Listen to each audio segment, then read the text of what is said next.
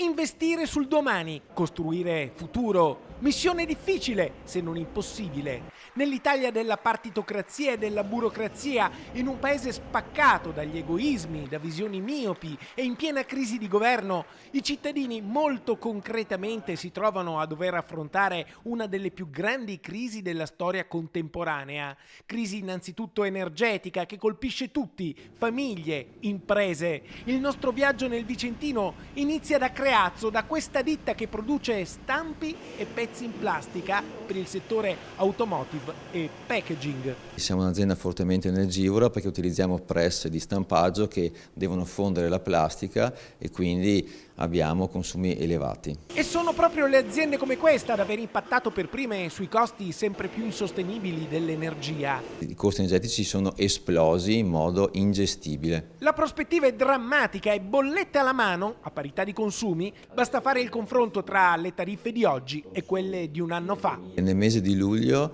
la bolletta, considerando gli stessi kilowatt, arriverà a circa 350.000 euro contro i 70 dell'anno scorso.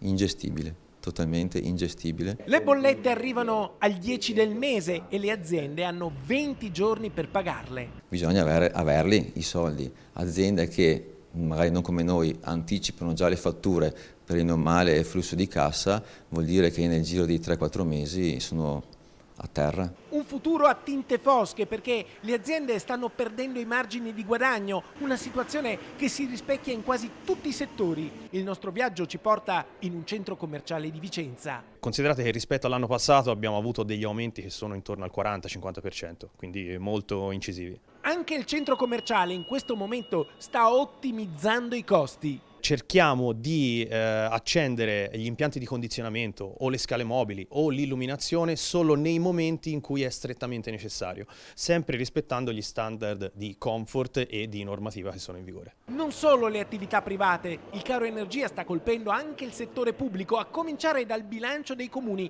come quello di Vicenza. Andiamo verso ormai 3 milioni di maggiori costo di energia che questo comune dovrà sostenere all'interno del proprio bilancio, all'interno delle proprie risorse. I comuni dovranno usare risparmi, avanzi di amministrazione, ma sono risorse destinate nel tempo a essere consumate. Poi dovrà intervenire il governo, sì, ma quale governo? Aspettiamo comunque anche il governo, sarà importante soprattutto nella fase autunnale capire quale sostegno potrà dare perché è un problema penso di tutta Italia, non solo di Vicenza.